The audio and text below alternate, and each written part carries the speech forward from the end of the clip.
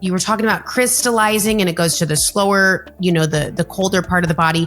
Can we kind of rewind and just explain gout in that scientific, like anatomical perspective of what's happening in the body? The problem is if you eat too much meat, you have a higher chance of developing gout. So I advocate on a diet where you eat 80% of your daily calories as complex carbohydrates. So think of fruits, vegetables, legumes, 100% whole grain breads, 100% whole grain pastas and rices, beans for protein, which is plant-based. Try and implement some beans instead of always eating meat. And then I reserve 10% of your daily calories can be meat, lean cuts always, not fatty cuts. Hello, everyone, and welcome back to another episode of Wellness for Life. I'm your host, Niki Wolf, and today we've got a great episode in store for you. We have an incredible guest, Spiro Koulouris. He's a leading expert on gout. He's an author and blogger at goutandU.com. I am thrilled to bring Spiro on today and just talk about his dedication to his, inspiring people to live a gout-free life through practical advice, remedies, and lifestyle changes. Thank you so much for being here, Spiro. Yeah, thanks for having me, Niki. Happy to be here. Absolutely. And I think this is a really important conversation to talk about because it's a health concern that exists. I don't know if I hear about it quite as much. I was in the health food store. I worked in health food stores back in the day, and I remember there was tons of products on the shelf supporting gout. I had a handful of customers, but we're not, I don't know, maybe my perspective, educated on it enough. And it's also known as the rich man's disease. So I'm really looking forward to getting into this of, what's created gout, what are some natural remedies that we can do for it, because it is considered one of the most painful and widespread forms of arthritis, yet a lot of people don't really fully understand it. And so I'm looking forward to exploring that. But before we even get into that information, I'd love to kind of hear your backstory and how it led to where you are today, and just what that looked like. Yeah, well, my story starts at the age of 26. I was pretty much obese, I would say, 50 pounds overweight, eating a lot of McDonald's. I remember back then drinking a lot of Cokes and going out with friends and drinking a lot of alcohol, like any other 20-year-old. And I remember one night I was at a pool hall and we were drinking, and I used to love drinking Jack Daniels and Coke back then. And I drank a few. And then when I went home, I went to sleep pretty late at night. And around 3, 4 a.m., I was awoken by this terrible pain in my big toe. It was so hot. I couldn't even put a bed sheet on it. That's how painful it was. And I thought maybe I had sprained my foot somehow. So I basically hopped to the doctor's office the next day and was quickly diagnosed with gout from my doctor. I didn't know what it was. So he explained it to me, that it's an arthritic disease and usually it's for life.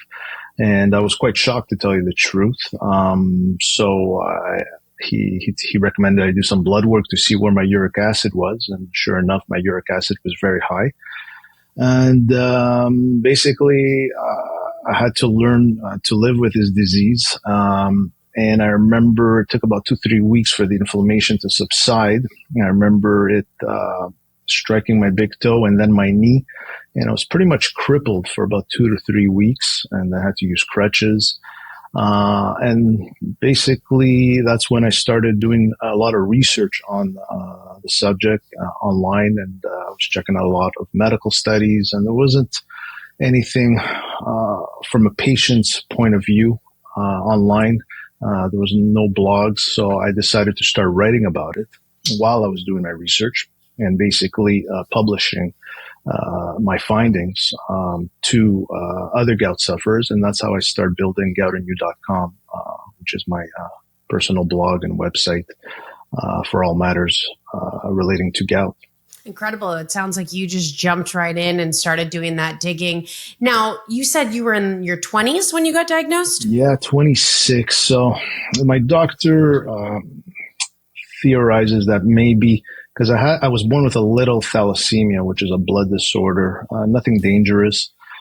but it's something that's found because I'm Greek. My background is Greek. My parents come from Greece. So, and that thalassemia is found mostly in Greece, Italy, and the Mediterranean region. And maybe that's the main reason I got gout at such a young age. Maybe there's a connection there, but obviously it's hard to prove.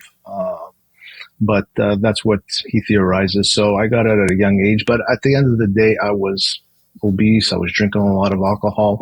And those are the main triggers of gout. Gout usually affects 2 to 4% of the general population, I would say. And it usually affects people 50 and over for the majority of cases. Mostly men, I would say 75% men compared to 25% women will develop gout. Women have estrogen until menopause, which protects them. So they become at a higher risk of developing gout after menopause. And with men, I mean, the main culprits and the main triggers are basically alcohol, drinking a lot of alcohol, eating a lot of protein, meaning a lot of red meat, chicken, processed meats, and so on, eating a lot of sugary foods. Obese are at a higher risk of developing gout. So at the end of the day, a bad Western diet will put you at a higher risk of developing gout. So you have to be careful and prevent that the best that you can. Absolutely. Yeah. It sounds like, 20s was an early age, and I wonder how much, is involved with genetics, but it sounds like a huge factor is diet. And, I think about, I grew up in the gym and was like a meathead, and my husband, he's a gym rat, and protein, but it sounds, and so many men I know, it's like, if a meal doesn't have animal protein, and I'm guessing you're talking about like meats and like fatty foods, more of the animal protein, then it's not considered a meal. And so I can see how all these begin to add up. And, because there's youth, there's young adults who are obese, but they don't necessarily develop these sort of concerns. So I think it'll, will expose kind of these diet factors. Now, are doctors assuming that kind of your heritage or this Greek background that could be a factor? Is that like that blood disorder? Yeah. It could be a factor in my case, but again, for the majority of people, it's diet based.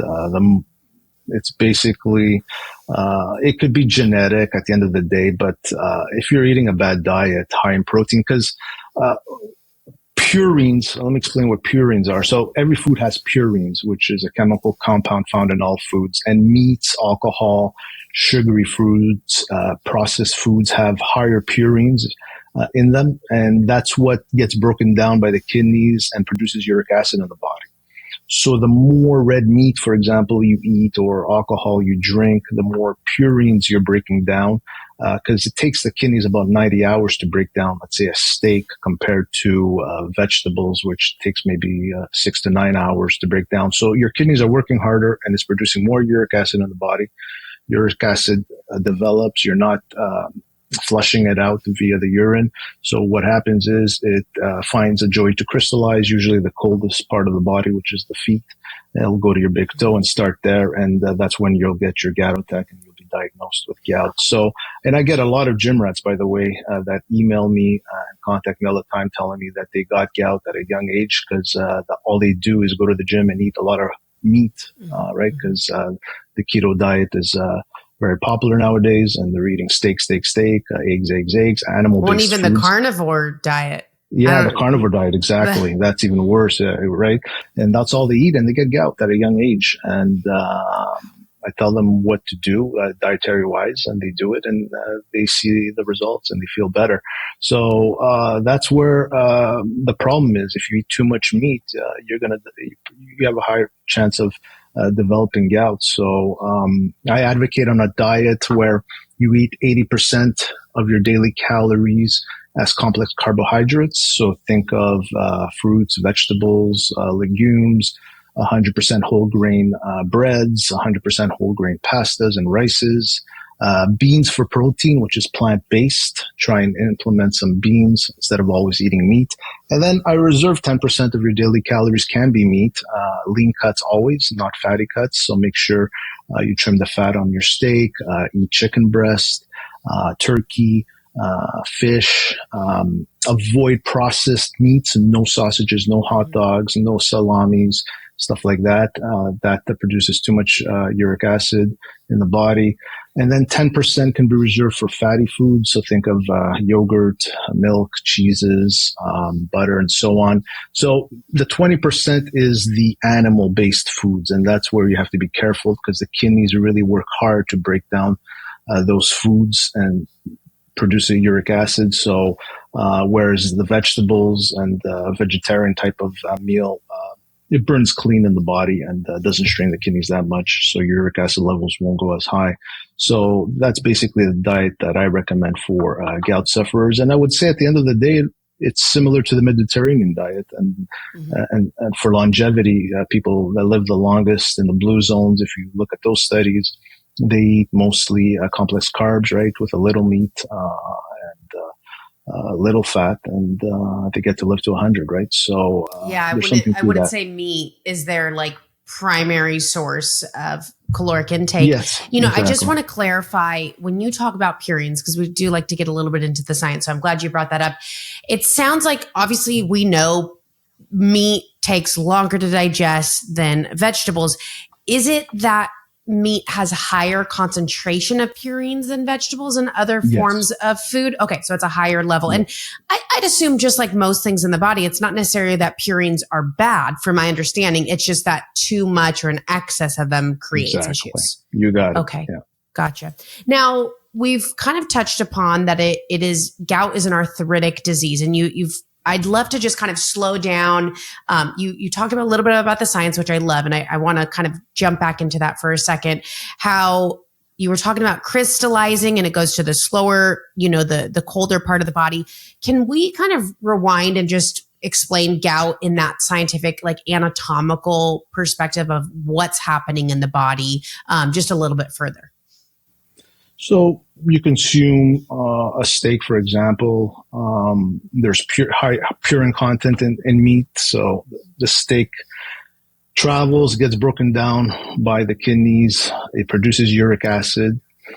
The uric acid, since the purines are too high, usually uric acid in a healthy body will get flushed out from the urine, right?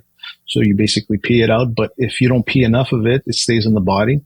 And that's how it starts crystallizing slowly, and it'll affect the coldest part of the body first, the big toe. And usually with advanced gout, it starts traveling higher in the body over the years. So you may start at the big toe, and then if you don't treat it properly, it goes to the knee. You'll get your next attack in the knee, and then it could go up to the elbows. Some people get it in the hands, some people get it in the back. So you have to be careful, because if it starts getting higher, that means you're deteriorating basically, and you really have to treat it and take care of that quickly. So, in essence, in a simple form, I would say that would be the main explanation of gout. Fantastic. I appreciate that. And we've kind of you've touched on some of the main causes, and there's, genetic factors, obviously dietary factors, the role of uric acid. I think we know how lifestyle, correlates to health concerns and health conditions. But how else would you add on that lifestyle can, create or make certain individuals more prone to developing gout? Well, when we talk lifestyle, you got to maintain your ideal weight. So exercise will play a key role in managing uric acid long term at a healthy level. So I always recommend gout sufferers exercise. Don't be sedentary. Get up, walk, get a Fitbit, do at least 10,000 steps a day, maintain your ideal weight. If you want, hit the gym, do some weights, because that helps to strengthen the joints and the cartilage. And especially if you had some attacks in the feet, going to the gym and training your feet and lifting some weights will help strengthen them for long term. And basically, don't smoke, don't drink. All these play a key role, I would say, in the lifestyle aspect of managing your gout. Because at the end of the day, most people that we see that get gout are basically obese. They drink a lot. A lot of them are alcoholics. A lot of them too much meat. Don't go to the gym. So at the end of the day, yeah, that's basically pretty much it for lifestyle. And alcohol, I mean, we know a lot of the complications that can create, but I'm guessing alcohol also has a high purine content, or is that more Content, just? yeah, very high, Okay. extremely high. Yeah. And is it higher in, like, for instance, like beer versus, Yes. Okay. Beer would have the highest, I would say. After that, spirits with a lot of glucose, those sugary alcohols. The best ones would probably be a rye, a simple rye. That's low in calories. There's no sugars. A tequila, maybe. You could have a drink or two here and there, but don't start having 5, 6, 7, 8, 9, 10 drinks. That's going to raise purine levels and uric acid levels. And wine has been found. There's mixed studies on it. Some studies will say there's a beneficial effect. Others will say there's none. Be careful. Don't go drinking a bottle of wine. I would say have a glass or two. Like when I go to a restaurant, I'll have a glass or two of red wine. There are health benefits, right, with the polyphenols and all. But don't go drinking more than, I would say, 2, 3 drinks in one sitting, and don't make it a habit. Don't make it daily. Try and make it, for example, my rule is only to drink socially. So once in a while, if I'm with friends or family, I'll have a drink or two. And I pretty much limit it to that. And I'll make sure I drink a lot of water before and after. Absolutely. And that helps. Yeah. I think that's a common argument that I hear people, if they're defending some sort of habit, the benefits that you get from this outweigh. But the thing is like the more you look into it, you can get the amount of polyphenols and resveratrol and antioxidants in other foods. So if that's your kind of defending argument, I don't know, might want to find another argument, but I totally hear what you're saying. Now, as far as complications, if you have untreated gout, I mean, first of all, I can imagine just the difficulty of moving and sitting in that amount of pain. But even beyond that, if, it is not treated properly, what are some of the complications? So you're at a higher risk of developing diabetes. You're at a higher risk of developing rheumatoid arthritis in the body. Pretty much everything else, high blood pressure, TOFI. TOFI is an extreme case of gout where you get chalky white buildup in your joints, usually the hands, and then you have to surgically remove them. But those are pretty much the main complications: diabetes, high blood pressure, and so on, and TOFI, I would say. And arthritis. So some people will tell me, well, Spiro, I could go ahead and eat whatever I want. I take my allopurinol every day. And I tell them, great, but eventually your doctor is going to increase your dosage because you're still eating badly, right?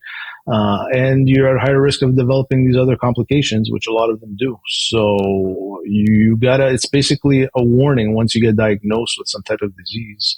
It's a warning that your body's telling you got to make some changes, and if you don't, it's only going to get worse with more disease. So absolutely, I can imagine it works both ways. You get diagnosed with diabetes and heart disease, and then you eventually develop gout. So I can see it kind of go both ways, and that's another complication. Yeah. Exactly, and you work on kind of reducing the risk of some of these. You'll reduce the risk of so many other ones, and so let's chat a little bit because I think you mentioned a form of medication. So when we talk about treatments, traditional versus natural remedies, what is the typical kind of over-the-counter solution that doctors are advising if you're diagnosed with gout?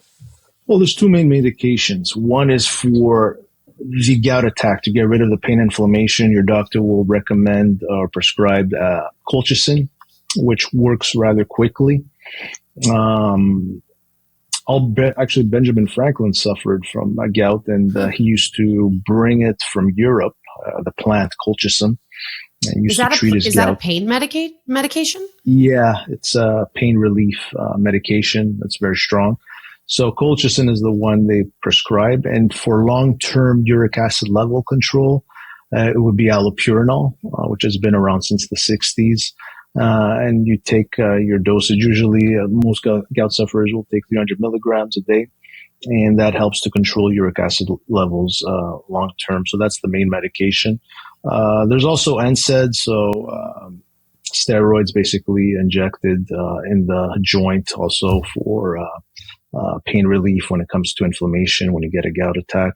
So those are the three main drugs I would say used by gout sufferers. Yeah. Yeah. You mentioned earlier that alcoholics tend to there's a big correlation between alcoholics and gout sufferers. And so I can imagine throwing in a pain medication probably doesn't help. My husband works in the addiction world, so I know a lot about it, but those probably two aren't, good partners when we're combining alcohol, pain medication in just that world. But, it's nice that there are things available. And I think hopefully we can help alleviate the pain, the symptoms, the condition through natural forms. And that's what I'd love to get into. And I know you've spoken a little bit about the diet. What other sorts of natural remedies are out there for gout sufferers? So there's quite a few, cherries being the most popular one, because there's a study that indicates that cherries have a beneficial effect for inflammation. And a lot of gout sufferers either will drink cherry juice or take a tart cherry extract supplement or basically eat cherries. That would be number one. After that, baking soda, a little bit of baking soda stirred in water helps to balance the pH levels in the body, so it becomes less acidic. Another popular remedy would be turmeric, I would say, for inflammation. And you could take that in different formats, fresh, as a supplement, as a tea. Apple cider vinegar, I find helps break down, helps with the digestive process, and I take that daily. I take it as a supplement. And I also like to put some in my salads, usually as the vinegar of choice. And there's a lot of benefits there, again, for pH levels, keeping the body less acidic and more balanced, and helping with the digestion process when it comes to purines. And then there's some other ones like celery seeds that helps to flush out excess uric acid, so you'll actually pee more by taking it.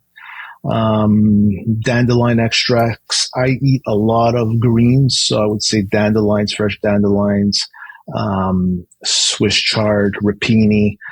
These help cleanse the kidneys and the liver, where uric acid is produced, right? So you want to keep your kidneys as healthy as possible. Eat those foods, right? Obviously garlic, implement some garlic in your diet. So those are popular natural remedies for good health, keeping the kidneys healthy, and managing uric acid.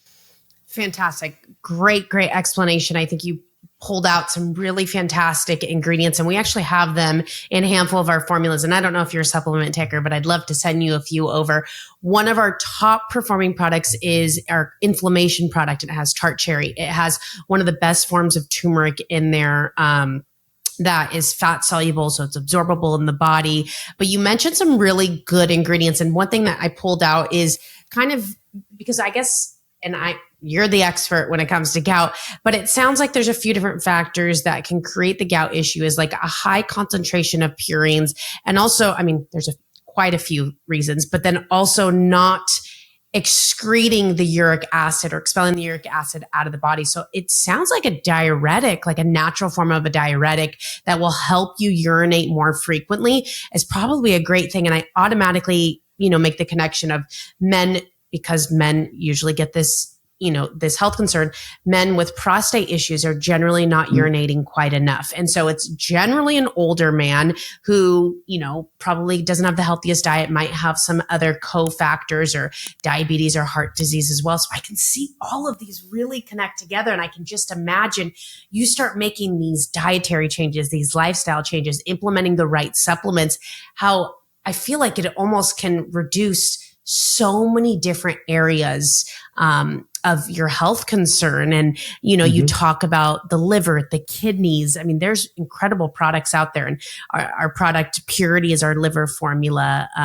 We have a formula that helps support kidneys. I just didn't even think about prostate support because it's designed to help support healthy urine flow and expelling that uric acid. So I'm really glad that you laid all of those out for us. Are those, and even baking soda. I mean, I use baking soda every single day, not necessarily in my foods. I brush my teeth with it. You can use it as a face scrub, use it in the laundry, but it's powerful and it's so affordable. So I can imagine just kind of sprinkling that in to a variety of things is helpful. And apple cider vinegar, I mean, I think it's great for so many different things. I'm with you. I use it for my salad dressing. My husband mixes it just into his water. So it sounds like there's a lot of natural options available. Now, is the study, I'm guessing the study, because I know of tart cherry, is it specifically connecting it to tart cherries? Like, do those have to be the ones that you consume if you're eating cherries, or can it be any cherry? Tart cherries, are probably stronger in that sense from what I remember. They're more, there's more an anti-inflammatory effect with tart cherries compared to other type of cherries, but not a big difference. I would say sour cherries are up there too. Great. Now, for those who are newly diagnosed, or maybe even kind of start feeling these conditions, this is starting to kind of bring light for them. What sort of advice would you have for these individuals? That are pre-diagnosed, that they feel coming at them? Or, okay, let's just stick, I guess, to newly diagnosed. They just got diagnosed with gout. Maybe they feel overwhelmed. They maybe feel like lack of hope, especially if you mentioned this is something that could be lifelong. Yeah, what I would tell them is, visit my site, obviously, goutonu.com. You'll get educated on what foods to eat, what foods to avoid. And that's the first step. After that, if you're overweight, you gotta start losing the weight. So, and I tell recently diagnosed gout sufferers, listen, it's going to be hard to change your dietary habits. It's going to take some time. So the discipline will play a key role, right? There's going to be days you fail. So you're going to go to a party. You're at a barbecue. They serve nothing but hot dogs and sausage. What do you do? What are you going to eat, right?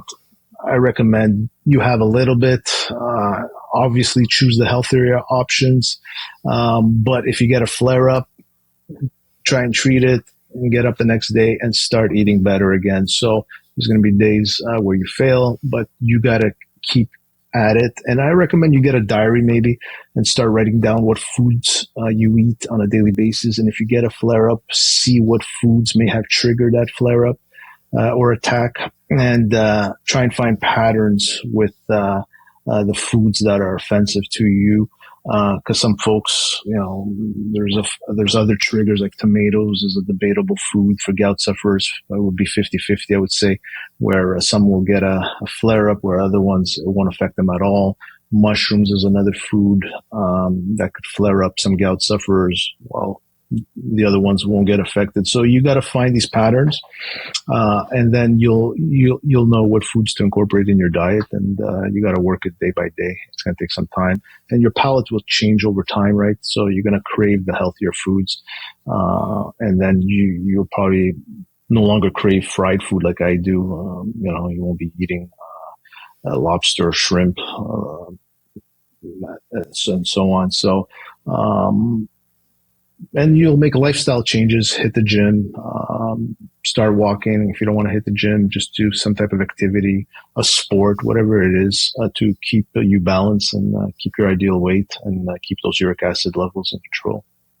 I like that you mentioned, if you don't want to go to the gym, find something else, because I think that's a common thing for clients that I work with who know they need to lose weight, but the gym is just triggering, or it's just like, it's not their thing. I always recommend, it doesn't have to be the gym. Find some form of movement that you enjoy, that you can do consistently, because it's the consistency. That's what builds the momentum. You start going in, you start feeling these changes, you start seeing these changes, that's what creates momentum. I think a lot of times we look for inspiration to make these changes, and it's really start changing and you'll find the inspiration within yourself. Not to get all like woo woo, but it's just like you got to start. That's going to build the momentum as you start seeing these changes happen. You know, Spiro, so you got diagnosed in your 20s. Where's your health journey at now with implementing all these different changes? I'm sure hoping there's not a lot of pain in your big toe that's kind of, you know, sending you to doctors now. Where are you at that can maybe provide some hope for others who are in the depths of this right now? So if you follow the gout diet advocate of 80% complex carbs, 10% protein, 10% fat, live a healthy lifestyle, exercise, and so on, you'll control uric acid levels. You're probably not going to get another gout attack. I used to take 300 milligrams of allopurinol, and with my gout diet, I've decreased it down to 100 daily. I do take it as a preventative because gout usually is for life. So, and I have a lot of folks writing in all the time telling me I'm getting off the allopurinol. I think I'm going to give it a go with my diet because gout is not symptomatic, right? Over the long term, you'll get an attack once, twice a year. So in the meantime, you're thinking you have it under control, but the truth is you're not. Your uric acid levels are probably spiking and you might get a gout attack in the future. So I tell those gout sufferers, great. If you want to do it with your doctor at least. Monitor your uric acid levels more often. Go get some blood work every 2-3 months and take it from there. But if you do stop your allopurinol, and chances are you have one bad day and you get a gout attack, it's going to be painful and you're going to have to deal with it. So I would say it's under control in my end. I take 100 milligrams of allopurinol. I exercise. I eat well. And I haven't had a gout attack in a long, long time.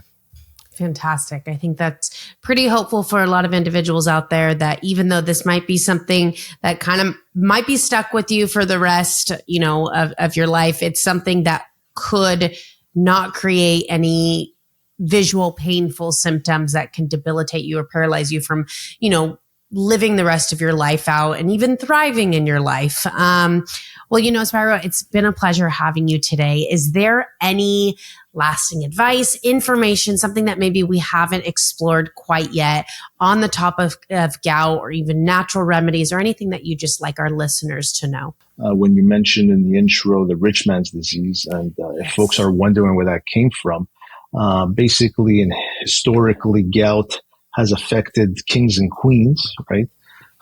King Henry being the most famous king to suffer from gout. And back then, in middle century, 1700s, the folks that had the plentiful of food, which is rich in meats, rich in sugars, fruit, alcohol, were the kings and queens and the aristocrats, right?